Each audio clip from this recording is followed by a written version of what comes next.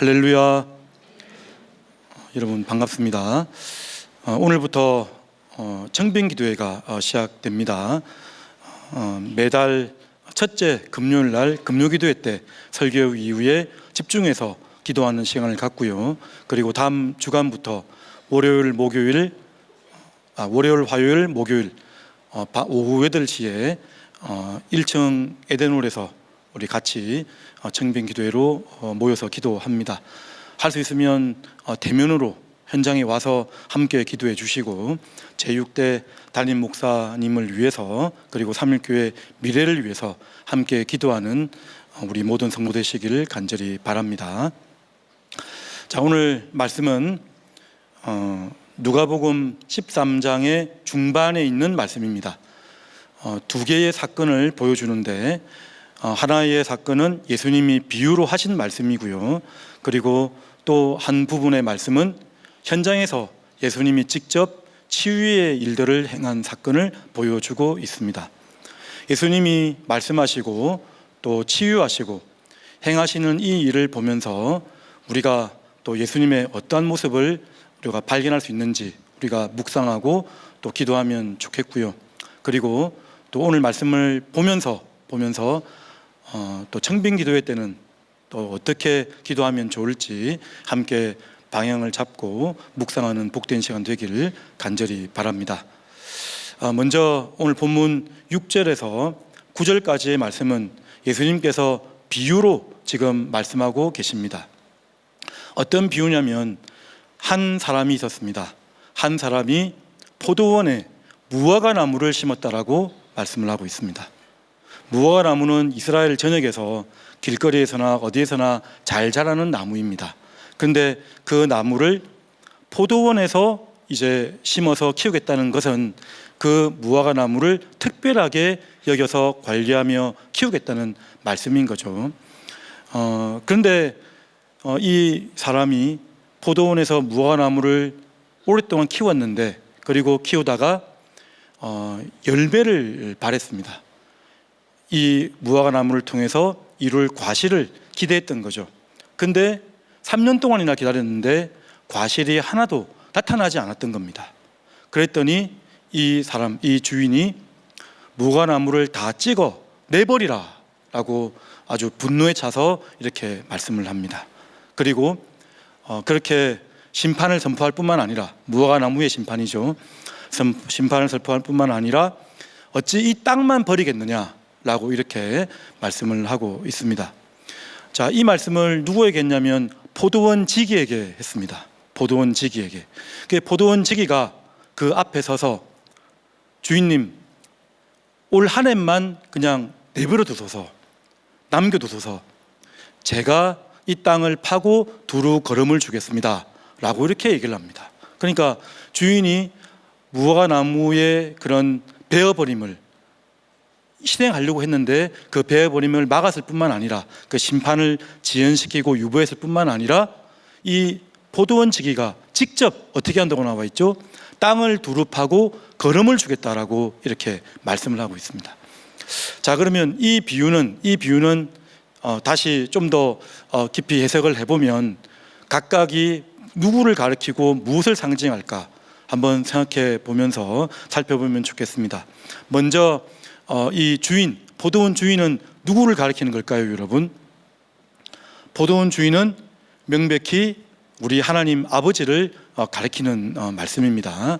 우리 하나님 아버지가 하나님의 자기 백성, 무화과 나무, 이스라엘을 상징할 수 있는데요. 이스라엘 자기 백성들을 포도원에 이렇게 접붙임을 해서 특별히 관리하겠다고 말씀을 하신 겁니다. 말씀을 하셨고요. 그리고 그 하나님 아버지는 그 무화과 나무를 통해서 열매를 기대했습니다. 근데 열매가 없었죠. 다 찍어내버리라 아주 노하셨고 분노하셨습니다. 마치 요한계시록 3장에 보면 라오디게아 교회처럼 미지근하여서 차거나 뜨겁지도 아니하고 미지근하여서 토하여 내치겠다고 하는 그런 말씀처럼 무화과 나무를 찍어내버리라 라고 이렇게 말씀을 했습니다. 그리고 그렇게 할 뿐만 아니라 어떻게 이렇게 이 땅만 땅만 허비하겠느냐라고 하면서 후회 섞인 근심 섞인 말씀을 하는 거죠. 자, 그러면 이제 그렇게 말씀을 했을 때에 포도원 지기가 나타나서 그 찍어버림을 지금 막고 서 있습니다. 포도원 지기는 누구일까요, 여러분? 오늘 제목을 어떤 홍보 자료에 보니까 포도원 지기의 심부름이라고 이렇게 올려놓은 홍보 카드를 봤는데, 오늘 설교 제목은 포도원 지기의 부르심입니다. 부르심. 예, 어떤 금요기도회 홍보할 때 심부름이라고 나타나 있더라고요. 보니까 포도원 지기의 부르심입니다. 부르심. 포도원 지기는 여러분 동산 지기와 같은 그런 역할을 감당하는데, 그 안에 있는 식물들을 관리하고 돌아보는 일들을 하고 있는 사람입니다. 포도원 지기는 우리 그 요한복음 20장에 보면 부활하신 예수님을 마리아가 만났습니다. 만나서 예수님에게 마리아가 무엇이라고 하냐면, 한번 찾아서 읽어보겠습니다. 우리 다 같이 한번 읽어보겠습니다. 시작. 예수께서 이르시되 여자여 어찌하여 울며 누구를 찾느냐 하시니, 마리아는 그가 동산지기인 줄 알고 이르되 주여 당신이 옮겼거든 어디 두었는지 내게 이르소서, 그리하면 내가 가져가리이다. 마리아는 예수님을 잘못 보고 동산지기라고 이렇게 말을 하고 있는데, 사실은 이 마리아의 잘못된 표현이긴 하지만 어쩌면 하나님께서 이 입술을 통해서 또 의미 있는 표현을 해 주었던 거죠. 태초에 동산지기였던 사람 누구였죠? 아담이 있습니다. 아담은 하나님께서 그 에덴 동산을 창설하신 이후에 동산을 지키신 자로 맡겨주셨습니다. 그래서 모든 창조된 동물들의 이름을 지으시고 또 모든 식물을 관리하고 동산의 울타리를 이렇게 돌아보았던 사람이었습니다. 그런데 그 아담의 죄 이후에 타락하고 죽을 수밖에 없는 인류의 그런 상황이, 비참한 상황이 되었던 거죠. 그 이후에 제2의 아담, 여기 본문에 보면, 우리 예문에 보면 동산지기라고 했던 사람, 그분은 바로 명백히 바로 우리 구주 예수 그리스도라고 할 수가 있습니다. 여러분, 예수님이 하신 말씀이라고 할 수 있는데 8절 한 번 더 읽어볼까요? 8절 우리 성경 말씀을 보면서 다 같이 한번 읽어보겠습니다. 시작. 대답하여 이르되 주인이여 금년에도 그대로 두소서, 내가 두릅하고 걸음을 줄이니. 아멘. 여러분, 우리 구주 예수 그리스도, 우리 위대한 중보자가 되시는 거죠.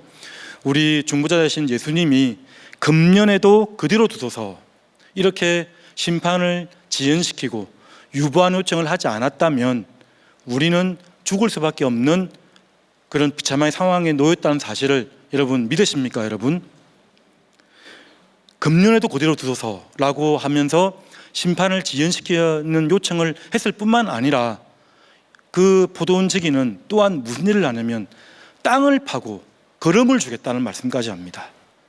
그 무화과 나무가 자력 오르는 열매를 맺을 수 없기 때문에 예수님께서 친히 땅을 파고 걸음을 주어서 내가 그 나무가 열매를 맺게 해보겠습니다 라고 말씀을 하는 거죠.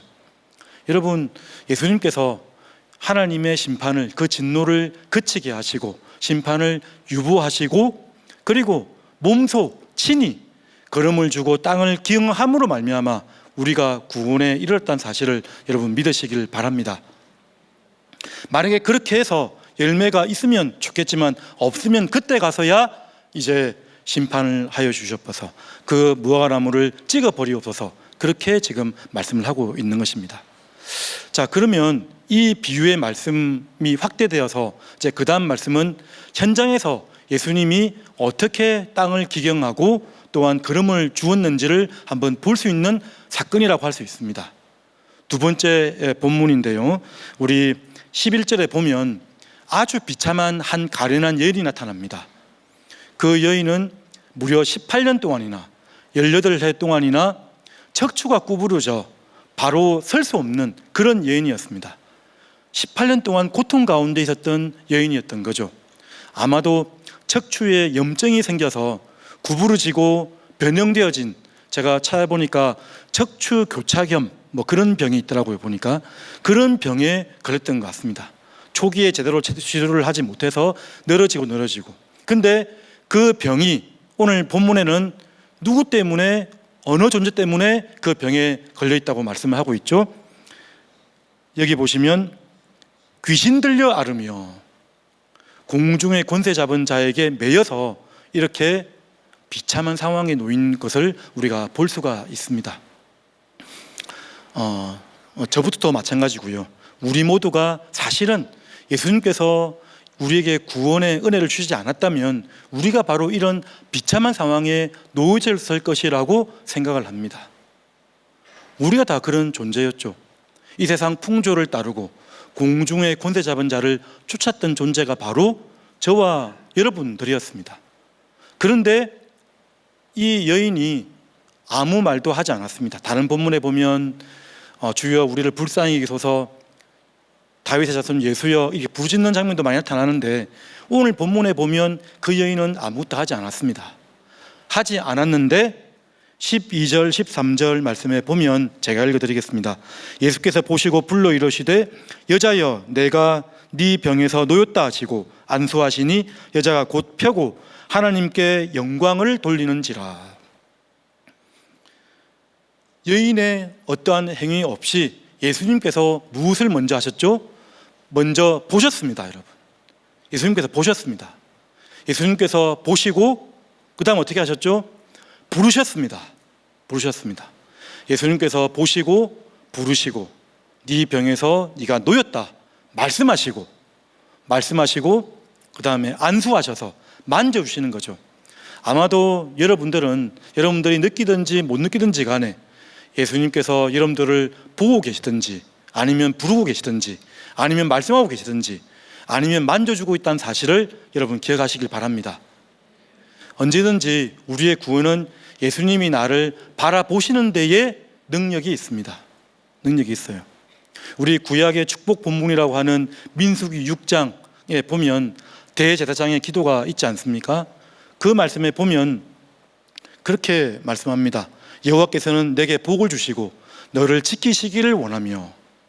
자, 그리고 그 다음 말씀 민수기 6장 25절 26절 말씀 다 같이 한번 읽어볼까요? 자, 시작. 여호와는 그의 얼굴을 내게 비추사 은혜 베푸시기를 원하며 여호와는 그 얼굴을 내게로 향하여 드사 평강 주시기를 원하노라 할지니라 하라.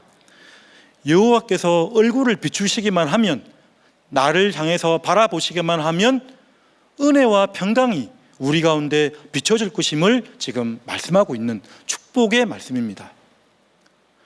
우리는 하나님께서 나를 계속해서 바라봐 주시기를 간구해야 되는 것입니다. 하나님께서 나를 만져주시기를 기도해야 되는 것이고요, 나를 부르시기를 소망해야 되는 것이 우리의 사명이라고 할 수 있습니다.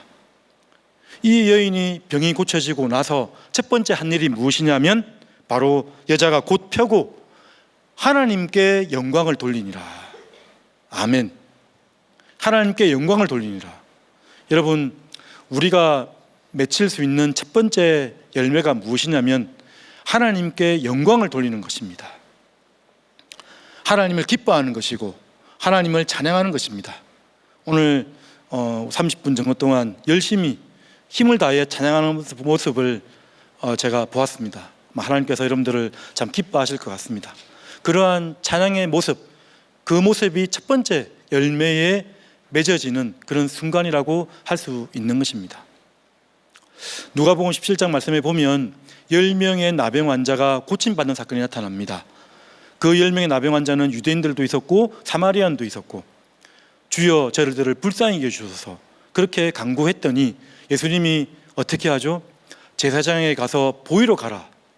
제사장으로 보이러 가라는 이유는 사회적인 회복도 있겠죠. 정인을 두어서 그 나병 환자가 다 치유받으면 온전히 살아갈 수 있도록 돕는 역할도 있겠지만 명백히 제사장에게 가서 한번 그 치유의 그런 능력을 보기를, 말씀으로 치유의 능력을 보기를 지금 명령하신 사건이라고 할 수가 있는 것입니다. 그런데 제사장에게 보이러 가다가 어떻게 되죠? 나음을 입습니다. 10명의 나병 환자가 동시에 제사장에게로 가다가 나음을 입고 다 온전하게 된 사건이 있었습니다.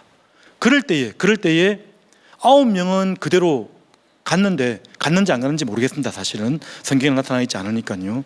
근데 한 명, 사마리아 나병 환자 출신은 다시 예수님께로 돌아왔습니다. 그 발 앞에 엎드려서 어떻게 했죠? 하나님께 영광을 돌렸습니다. 성전과 제사장을 통해서만 구원이 이룰 것이라고 생각했던 그 유대주의적 사고방식 때에 아니다, 바로 예수님께로 오는 것이 바로 구원의 첫 번째 요건이라고 우리에게 말씀하시는 것 같습니다. 하나님께 영광을 돌릴 때 하나님께서는 이 나병 환자의 육적인 회복과 함께 영적인 온전한 구원을 선포하시고 있는 것입니다. 네가 구원을 받았느니라, 이렇게 말씀을 하셨던 거죠. 그러니까 여러분, 하나님께서 우리를 바라보시고 만져주시고 말씀해 주시고 부르실 때에 온전히 반응하며 하나님께 응답하는 저와 여러분 되시길 간절히 바랍니다. 그리고 하나님이 일하시는 것을 볼 때마다 우리는 무엇을 해야 되죠? 주님께 영광을 돌리는 것입니다. 하나님을 기뻐하시는 것입니다. 하나님을 기뻐하고 영광을 돌릴 때에 여러분 어떻습니까? 하나님의 일들을 하다 보면 항상 방해 세력이 있습니다. 방해 세력. 오늘 본문에는 14절에 한 회당장이 나타납니다. 한 회당장. 회당장이 나타나서 무엇이라고 하죠? 자기 정도 수준의 얄팍한 율법 지식으로 안식일에 6일 동안 치료받을 수 있는 시간이 있는데 어떻게 안식일에 이 병을 고치느냐라고 하면서 정죄하고 있는 모습을 보게 됩니다. 여러분, 우리 교회가 지금 큰 일을 앞두고 있잖아요. 청빙기도회, 담임 목사 청빙을 위해서 기도하는 일들, 교회에서 정말 손에 꼽는 정말 중요한 일이라고 할 수 있습니다. 이런 일을 할 때마다 자기 생각 또 자기 경험, 항상 그런 일들이 도리어 시험에 들게 하는 경우가 많이 있는 것 같습니다. 여러분, 우리의 경험과 생각을 내려놓고 하나님을 의뢰하며 나가는 이번 기도의 시간들이 되기를 간절히 바랍니다. 그뿐만 아니죠. 우리 평생에 내 경험과 내 지식으로 하나님을 재단하지 말고 하나님의 일하심을 우리가 바라볼 줄 아는 그런 믿음이 있기를 간절히 바랍니다. 우리의 확신과 우리의 의지도 사실은 믿을 수가 없습니다. 여러분, 믿음이라는 게 무엇이냐면 그리스도께서 나를 향한 그 신실하신 믿음을 내 온 마음으로 받아들이는 것입니다. 미묘한 차이가 있습니다. 내가 애쓰고 힘쓰고 붙드는 것도 중요할 수 있지만 그보다 더 높은 수준에서 그리스도의 믿음을 내 안에 모셔다 드리는 것, 그게 바로 온전한 하나님의 그 믿음에 반응하는 합당하는 요건이라고 할 수가 있는 것입니다. 이 회당장은 자기만의 수준으로 예수님을 정죄하고 있는 모습을 우리가 보게 되는 거죠. 여러분, 우리 교회는 이렇게 해야 돼, 아니면 선교는 이렇게 해야 돼, 간사사역은 이렇게 해야 돼, 그런 많은 생각으로부터 좀 더 내려놓고 기다릴 줄 알고 바라볼 줄 알고 하나님의 부르심에 반응할 줄 아는 여러분들 되시기를 간절히 바랍니다. 자, 예수님이 이 회당장에게 무엇이라고 말씀하셨나요? 우리 15절 16절 말씀 띄워보겠습니다. 15절 우리 다 같이 읽어보겠습니다. 시작. 주께서 대답하여 이르시되 외식하는 자들아, 너희가 각각 안식일에 자기의 소나 나귀를 외양간에서 풀어내어 이끌고 가서 물을 먹이지 아니하느냐. 지금 그 전 말씀 계속 두면 예수님이 그 회당장에 한 명백한 평가는 무엇이냐면 외식하는 자들아. 그러니까 그 겉과 속이 다르다라고 평가를 했습니다. 평가를 하고 너희들이 그 당시 율법의 조항 가운데 그 안식일에 소와 나귀의 등에 짐을 메고 실으면 율법에 저촉되는 일이었습니다. 그런데 한 1km 정도, 학파에 따라서는 좀 다른데 1km 안에 그 소와 나귀를 풀어서 먹이를 주는 것은 허용되었던 그런 시대, 그런 율법 조항들이 있었던 거죠. 외양간에서 풀어내어 이끌고 가서 물을 먹이지 아니하느냐. 하물며 16절 말씀 시작. 그러면 18일 동안 사탄에게 매임받은 이 아브라함의 딸을 안식일에 이 매임에서 푸는 것이 합당하지 아니하냐. 그러니까 이 푼다는 이 단어가 같은 단어입니다. 예수님께서 너희들 소나 나귀는 풀어줄 줄 알면서 어떻게 이 사탄에게 매여서 고통받는 이 여인 한 명을 푸는 것에 어떻게 너희들이 반대를 하고 정죄를 할 수 있느냐라고 말씀을 하는 것이죠. 사랑이 많으신 우리 구주 예수님은 이 와중에서도 이 여인의 회복을 염두에 놓고 또 말씀을 하십니다. 그 여인의 정체성을 지금 이제 표현해 주고 계시죠. 뭐라고 하고 계시나요? 아브라함의 딸을 덩이 굽고 그냥 앞도 제대로 볼 수 없는 그 가련한 여인, 비참한 여인, 그 여인은 아브라함의 자손이 아니라고 생각했습니다. 아마 죄 많은 여인, 정죄받아 마땅할 여인, 그런 자라고 생각했을 것입니다. 그런데 자기들만이 아브라함의 자손이라고 생각했던 그때에 이 여인에게 아브라함의 딸이라고 선포해 주시면서 이 여인의 그런 사회적 회복까지 역시 예수님은 더 높은 차원에서 온전한 치유와 회복을 주고 계시다는 사실을 우리가 보게 되는 것입니다. 예수님은 우리의 결박과 그런 압제를 풀기 위해서 우리에게 오셨습니다. 여러분 믿으십니까 여러분? 주의 성령이 내게 임하셨으니 가난한 자에게 복음을 전하게 하시려고. 이 말씀이 그 예수님이 회당에서 처음으로 펼쳤던 이사야서 말씀을 인용한 거죠.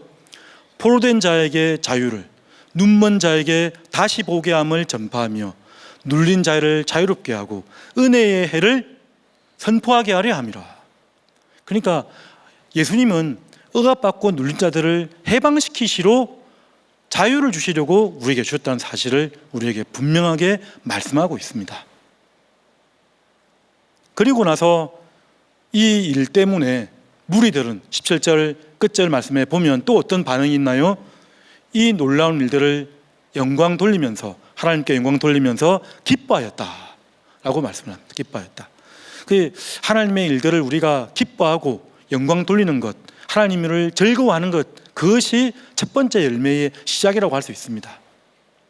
여러분, 예수님은 이 회당에서 한 여인에게 관심을 보이시고 정말 이 한 명의 여인에게 내 모든 시간을 투자해야 될 것처럼 전 힘을 다하여서 치유해 주시고 회복시켜 주셨습니다. 여러분, 한 명의 영혼을 사랑하는 예수님, 그 한 명의 영혼이 모여서 어떻게 되죠 여러분? 성도가 되는 것이죠. 성도, 거룩한 무리들. 사실은 성도란 단어 자체의 복수형이라고 할 수 있는데 우리가 성도님 이렇게 좀 통상적으로 개인을 또 사용하기도 하는 것 같습니다. 성도가 되는 것입니다. 교회가 되는 것입니다. 이 교회가 얼마나 위대한 존재인지 예수님이 그토록 찾으시고 사랑했던 한 영혼이 모여 계시는 곳이 바로 교회라고 할 수 있다는 것입니다. 그 교회가 얼마나 중요한지 아십니까 여러분? 교회에 관한 말씀 한 절만 제가 뽑아왔는데요, 에베소서 3장 10절 말씀만 한번 읽어볼까요? 3장 10절, 자 시작. 이는 이제 교회로 말미암아 하늘에 있는 통치자들과 권세들에게 하나님의 각종 지혜를 알게 하려 하심이니. 자, 이 말씀 전에 하나님의 비밀스러운 경륜이 나타난 바 되었다라는 말씀을 쭉 말씀합니다.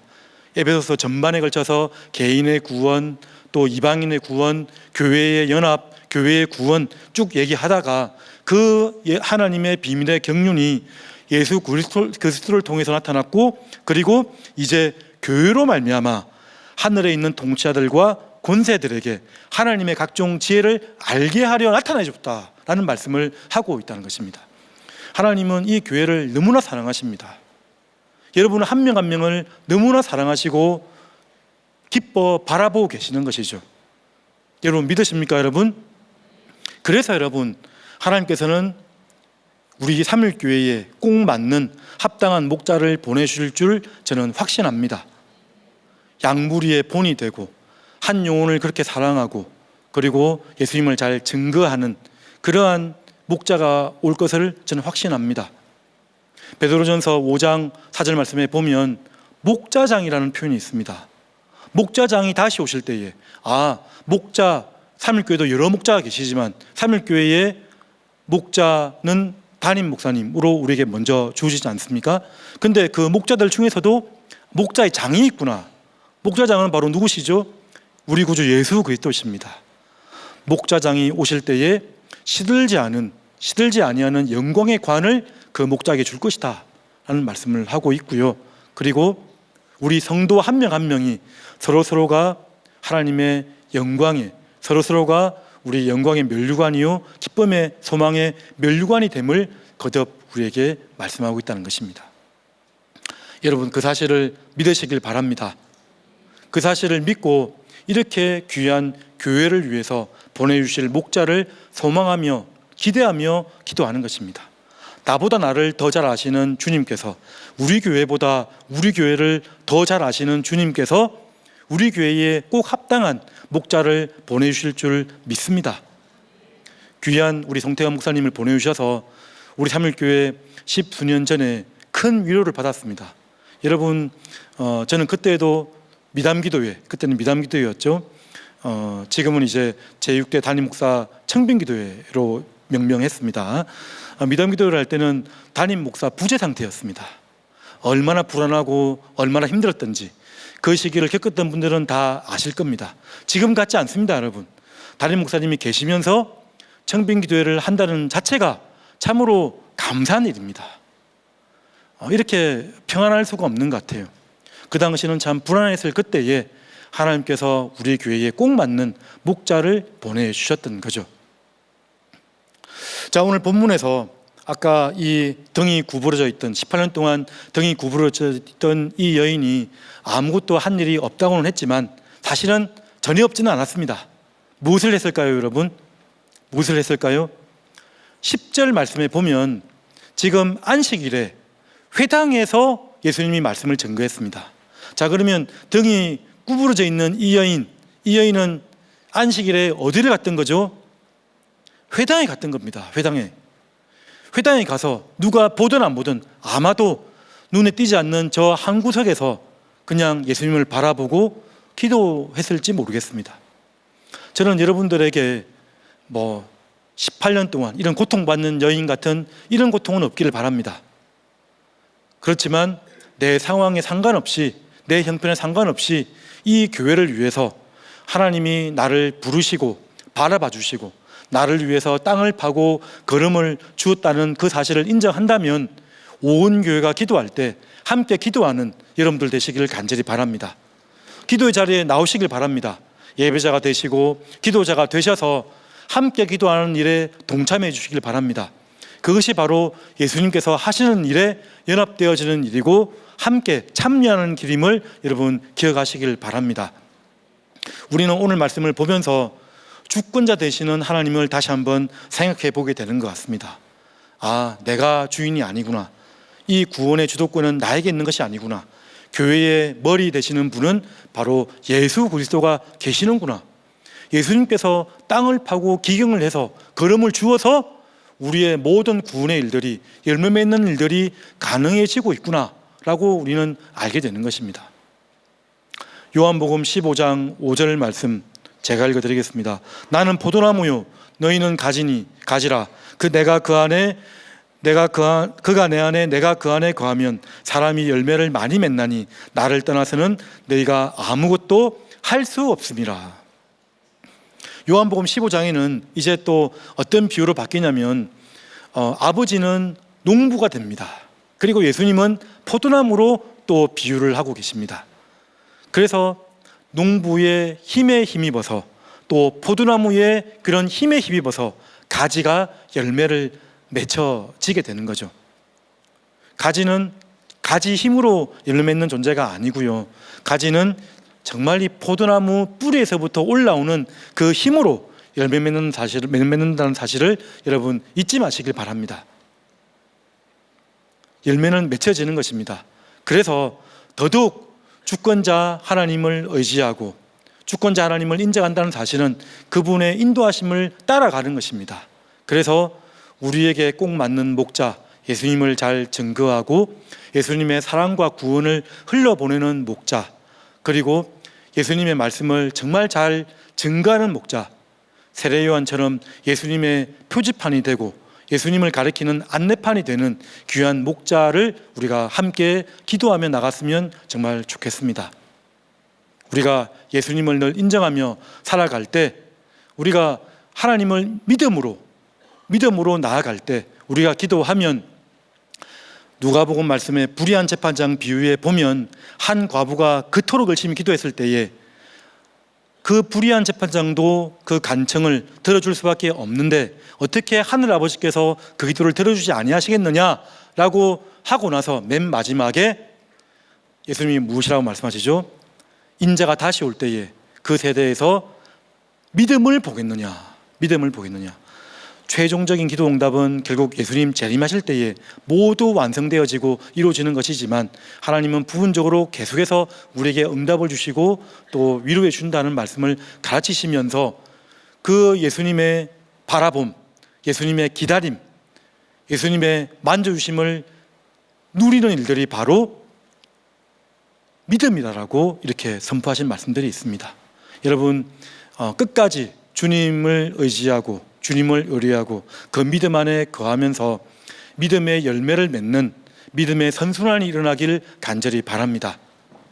청빙 기도회를 하면서 교회를 위해서 기도하고, 이 기도를 하면서 이 나라를 위해서 기도하고, 열방을 위해서 기도하고, 나 자신과 내 주변의 동자들을, 성도를 위해서 기도하는 복된 시간 되기를 간절히 바랍니다. 기도함으로 풍성한 주님의 열매 맺는 하나님의 백성 되기를 주님의 이름으로 축원드립니다. 자, 이 시간 우리 다 같이 찬양하겠습니다. 찬송가 310장 찬송가 부르고 청빙 기도회 11가지 제목 같이 기도하겠습니다.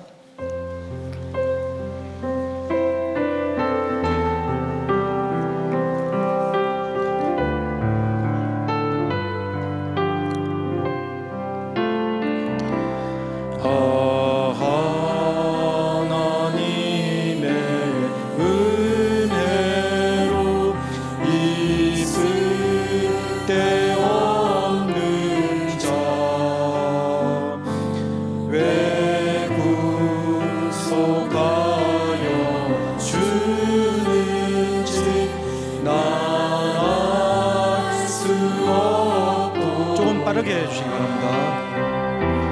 내가 믿고 또 의지하는 내 모든 영역 아시는 주님, 응원해 주실 것을 나는 확신히 아네.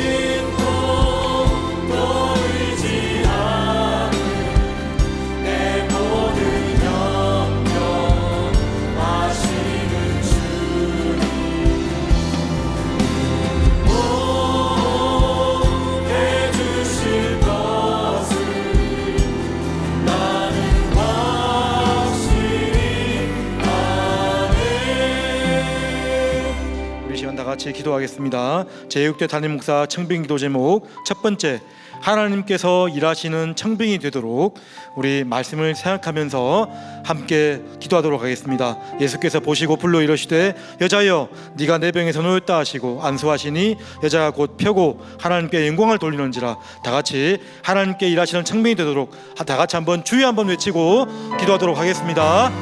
주여